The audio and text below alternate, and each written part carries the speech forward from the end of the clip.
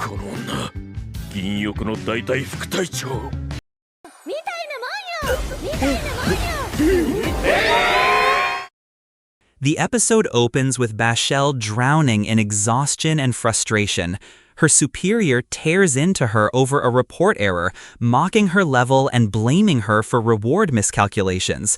She's starving, sleep-deprived, and mentally fried. Atelier pleads with Dennis to let her in, and he does. But Bashel's internal monologue reveals her pain. She's constantly berated, overworked, and feels like she's drowning in misery. She wonders why she wakes up wanting to die. Bashel's actually a prodigy. She even took money from a close one to become a world sage and return the favor one day. She skipped grades and became a sage. But she's determined to earn money and support her loved ones. Thus, she joins the strongest party in town to make a name for herself.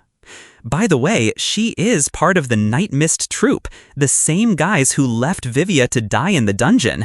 To put it simply, Bashel joined a party full of scumbags. Henrietta and Vivia notice her pain and ask Dennis if he can help. He humbly says he's just a cook. Once, Bashel even got berated for saving one of her Night Mist party members. With no choice left, Bashel makes a rash decision. I think you're smart enough to understand what decision she took. As Vivia and Henrietta bring Bashel in to treat her, Dennis understands the situation. He recognizes Bashel's pain as a mental health crisis. Chef Dennis meets with Hopper, the leader of Bashel's abusive party. Dennis insists that he take care of Bashel until she recovers and also demands they treat her a little better. However, this bozo wants Bashel to work in that condition.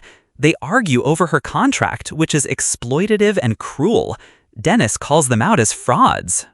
Then Hopper starts throwing his weight around, acting like the town's king just because his party holds power. He compares himself to the elite Silver Wings, but it's clear he's just a local thug with delusions of grandeur. He even threatens to burn down the restaurant, brushing it off like no one would care.